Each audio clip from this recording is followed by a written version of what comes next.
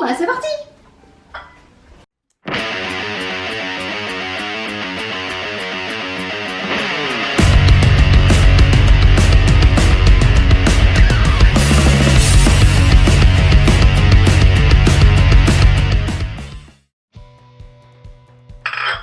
Bonjour à toutes et à tous, bienvenue dans la Malice aux merveilles. Aujourd'hui, c'est un mini tuto entre vous et moi. Je vais vous apprendre à faire un petit nœud. Il était plus que temps, ça va faire 2 mois que je n'ai aucun accessoire assorti à la robe toboggan. Commençons tout de suite. Pour cela, j'ai besoin de ma tête, d'une règle et d'un miroir. Disons que je veux un nœud de 12 cm avec 5 cm de large. Je pense que ça va être bien. Pour cela, j'invoque les cartes du papier, du crayon, jamais sans sa gomme, et la carte de la règle pour la précision, ainsi que celle de l'équerre pour les angles droits. Je vais donc créer un rectangle de 12 cm sur 5. Je le crée en haut à gauche parce que on va avoir besoin de la place sur le papier. Ce rectangle, il représente mon nœud au fini.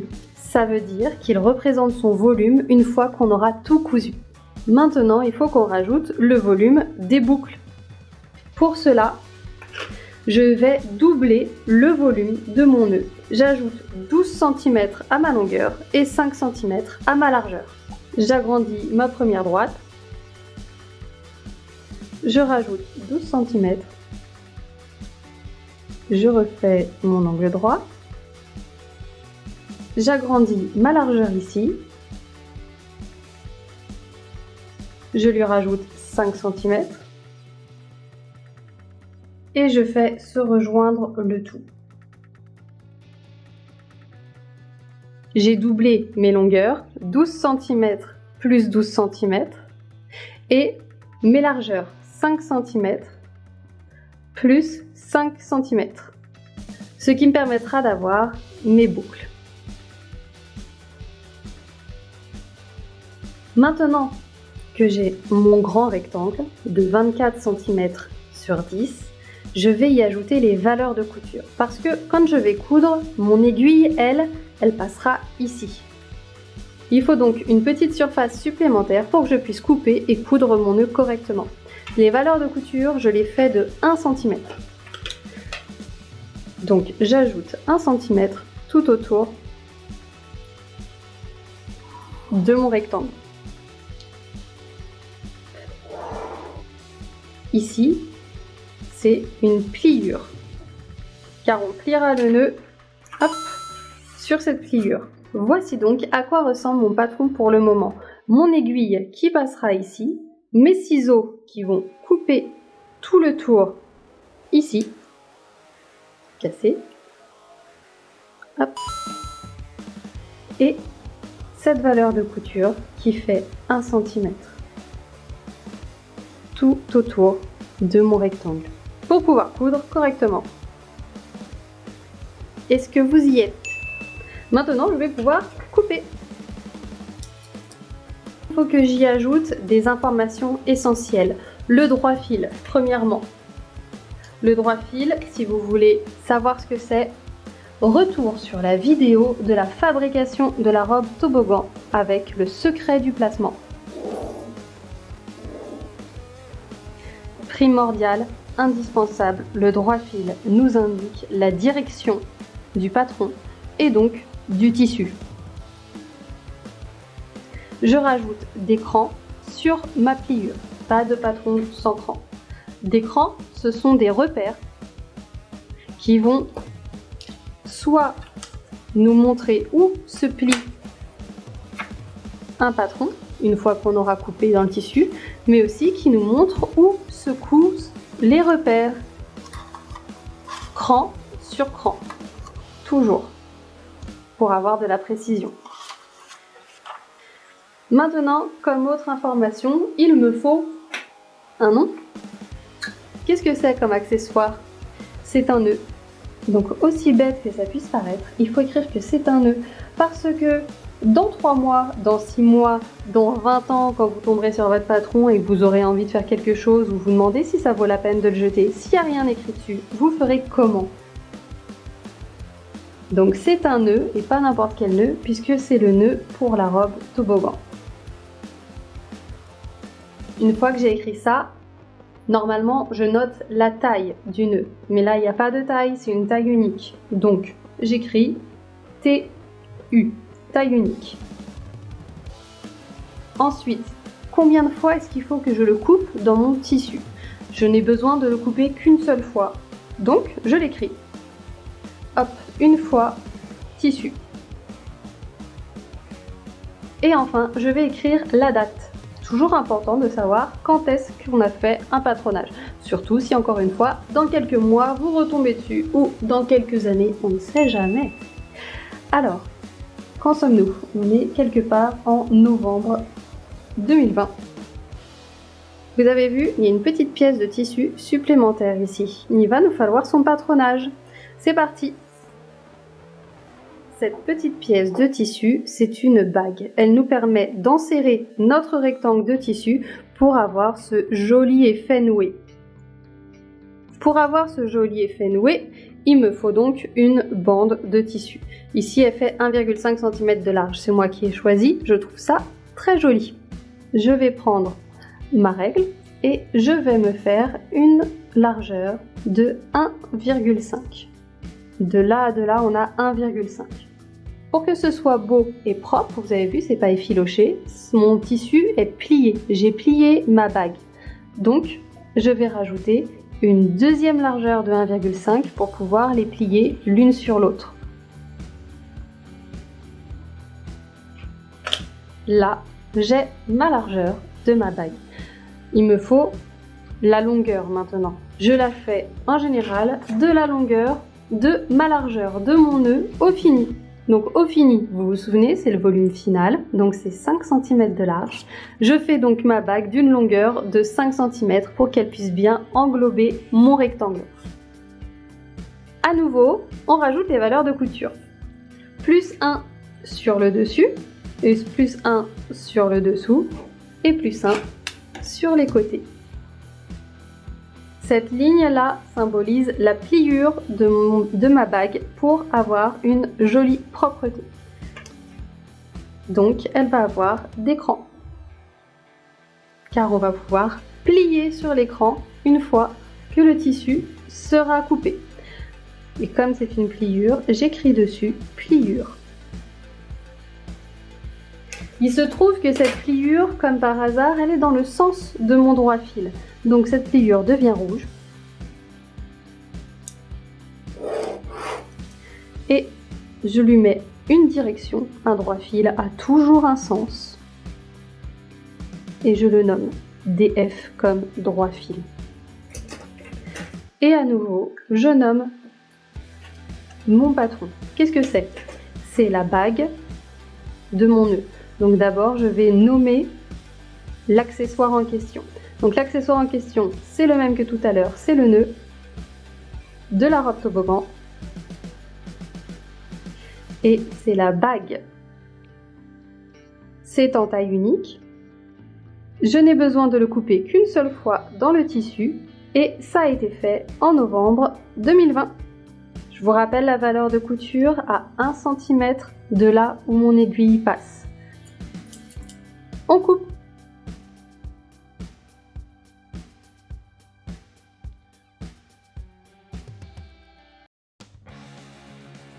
J'ai le patron de mon nœud au complet. Un petit détail à nouveau. Quand on a un patron complet, on dit le nombre de pièces que comporte le patron. C'est très facile de perdre des pièces. Alors ici c'est un nœud, il n'y a que 2 pièces, ça va aller. Mais si vous faites une robe, ayez des réflexes. Donc ici c'est notre premier morceau sur 2. Et ici c'est notre deuxième morceau sur 2. C'est enfin le moment de placer notre patron sur le tissu. Voici le tissu et le patron. Maintenant souvenez-vous, le droit fil, la lisière.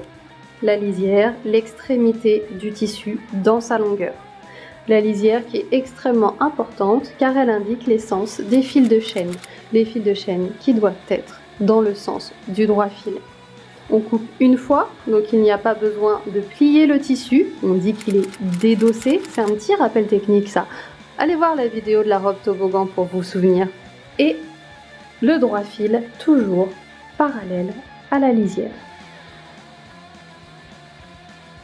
On essaye de prendre évidemment le moins de place possible.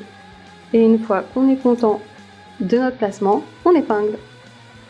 On ne coupe jamais dans la lisière parce que la lisière est toujours tissée différemment que le vrai tissu.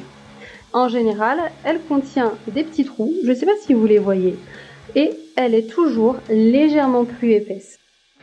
Si vous coupez dans la lisière, vous serez embêté parce que vous aurez des défauts à cause de la différence de tissage à l'endroit où vous serez en train de coudre vos vêtements.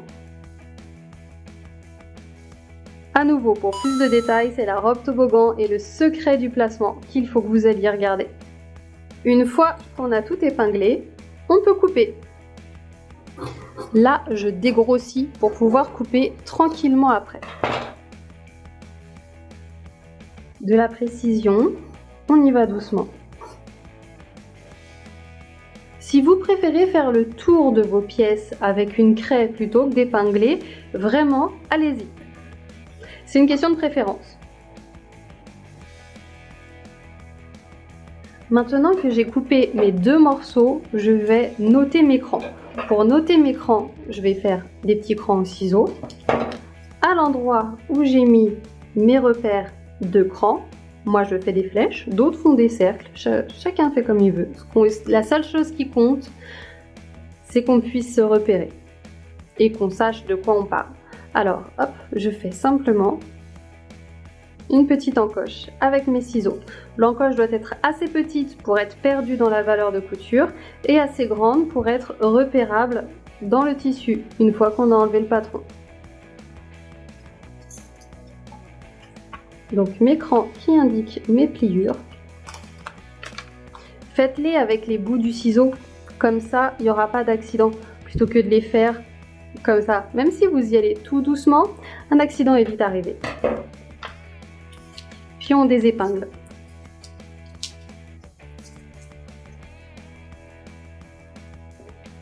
Et voilà mes deux morceaux en route pour la machine. Et voilà le résultat que l'on veut à la fin. Pour ça, on va suivre ce que nous avons écrit sur notre patronage. Le patronage, vous vous souvenez, ici, on a écrit qu'il y avait une pliure. On a fait nos deux crans, un ici et un ici, qui correspondent à notre pliure. Donc on plie sur nos crans.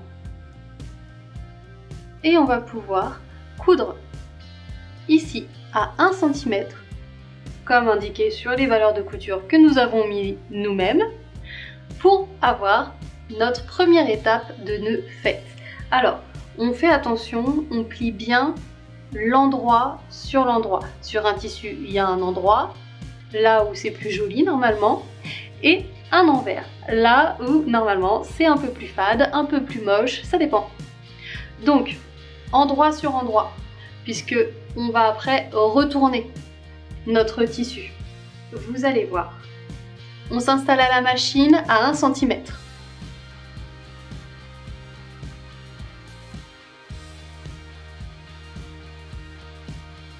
On repasse toujours notre valeur de couture à la sortie de la machine dans l'état dans lequel on l'a cousu. Après, on travaille notre couture. Ici, moi, je veux qu'on l'ouvre. Couture ouverte. Pourquoi couture ouverte? Parce que ça nous permet de répartir les épaisseurs de tissu. Comme ça, on a une petite épaisseur de tissu de chaque côté plutôt que d'en avoir deux d'un seul ou de l'autre. Maintenant qu'on a ouvert la couture, on va pouvoir retourner notre morceau. Et maintenant qu'on a notre morceau de retourné, on en profite pour à nouveau repasser notre couture ouverte, cette fois-ci sur l'endroit, pour que tout se positionne bien. Il est très important de repasser votre travail. Si vous ne repassez pas votre travail, vous n'aurez pas un résultat qui sera beau. Alors que si vous le repassez immédiatement, ça a une tête beaucoup plus professionnelle. Après, il va falloir maintenir nos deux extrémités et on a déjà presque notre nœud de terminé. On se met bien au milieu, il y en a un qu'on plie pour pouvoir ranger toutes les saletés à l'intérieur. Si vous n'êtes pas très à l'aise, on maintient avec des épingles. Des épingles que l'on met perpendiculaires à la couture. Ça évite de les faire passer sous la machine. Hop. Et c'est parti pour notre surpiqûre. J'installe mon nœud. Je fais une piqûre qu'on appelle nervure. Une piqûre nervure, c'est une piqûre qui se fait au bord du tissu. J'enlève les épingles au fur et à mesure. On ne laisse jamais les épingles passer sous l'aiguille. Une piqûre nervure, c'est une piqûre qui est à 1 mm du bord de notre tissu. Donc voilà où nous en sommes. Notre petit rectangle fermé. Et il nous faut la bague pour aller par-dessus. La bague, elle est ici. Vous vous souvenez, sur le patronage, avec la pliure au milieu et coudre sur les valeurs de couture qui sont ici. Pliure qu'on avait symbolisée par les petits crans, que l'on retrouve en haut et en bas. On plie notre bande endroit sur endroit et on passe à 1 cm à la machine pour pouvoir ensuite retourner à nouveau notre petite bague.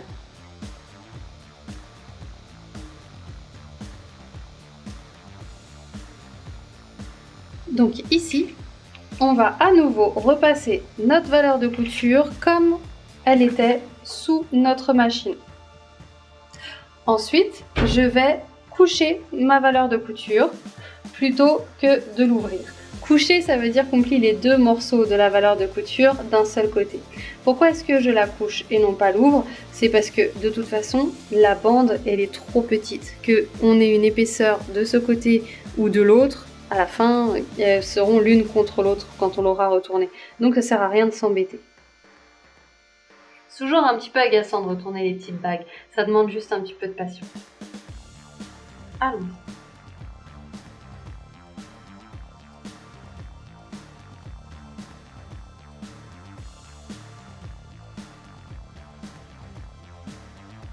Je vais la passer au fer, comme d'habitude, pour que ce soit joli.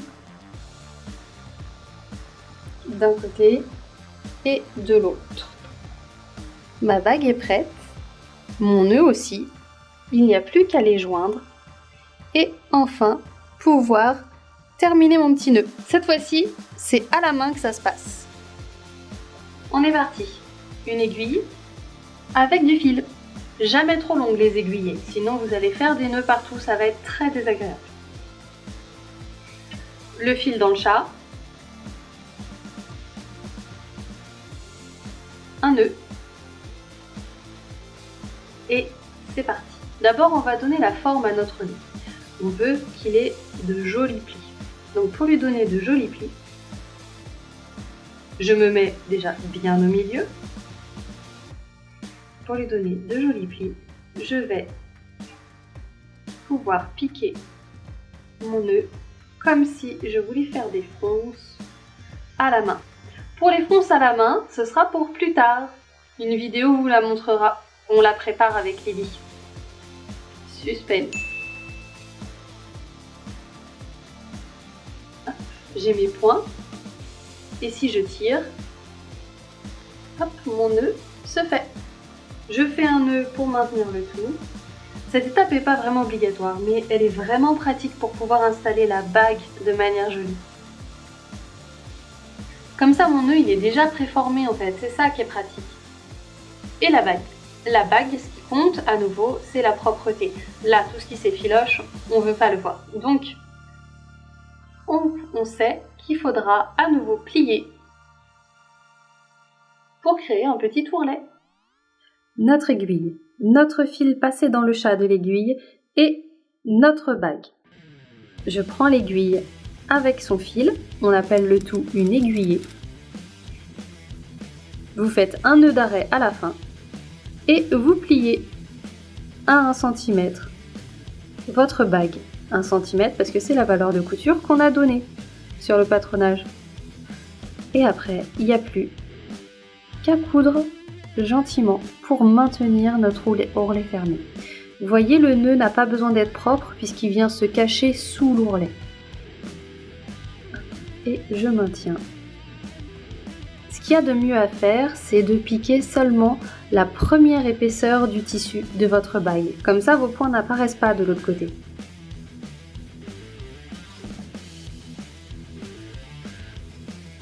Donc je fais attention, je prends mon aiguille et je vais juste piquer la première épaisseur de mon tissu.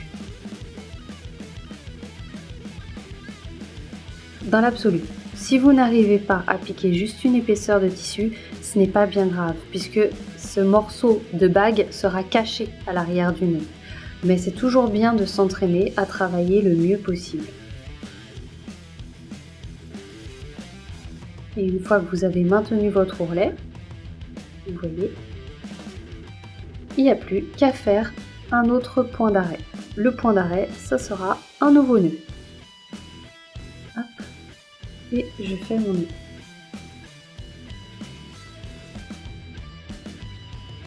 J'en fais un deuxième pour la sécurité. Et je coupe. Comme ça, je vais pouvoir mettre ma bague autour de mon nœud. Le pli sur l'extrémité. Comme ça, tous les petits effilochages sont bien cachés. On a une belle propreté. Et je vais pouvoir installer ma bague sur mon nœud. Je fais le tour.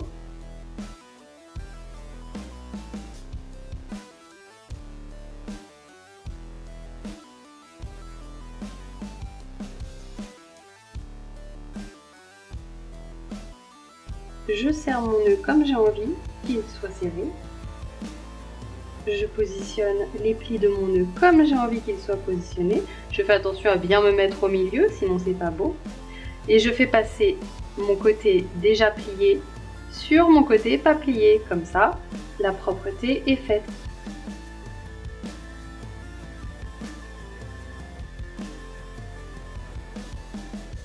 Et à nouveau, je ferme avec l'aiguille. Je passe sous la bague, hop, je pousse pour aller maintenir ma bague, mes deux extrémités et faire en sorte que tout se passe bien. À nouveau, il est important de faire en sorte de ne pas prendre le rectangle du nœud avec l'aiguille. Si vous prenez le rectangle du nœud avec l'aiguille, déjà ça pourrait ne pas être très joli si jamais le fil était visible sur l'endroit, mais surtout ça permet de lui laisser une certaine liberté si vous voulez modifier la forme qu'a votre nœud. Parce que ça veut dire qu'il peut continuer à glisser dans sa bague. Alors si c'est quelque chose que vous ne voulez pas que votre nœud glisse dans la bague, ce n'est pas grave, vous pouvez très bien prendre le nœud avec votre aiguille aussi.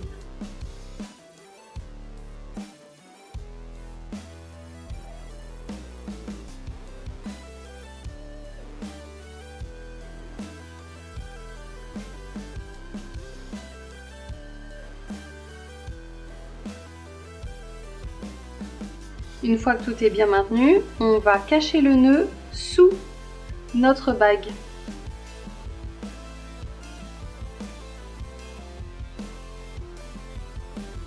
Et voilà, c'est fait.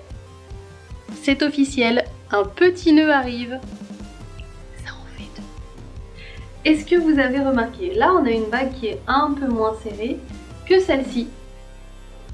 Ça encore, c'est une question de goût. Vous le faites comme vous voulez.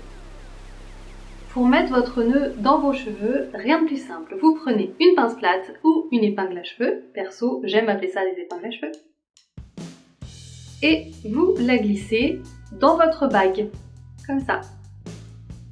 Après, il n'y a plus qu'à mettre l'épingle dans ses cheveux.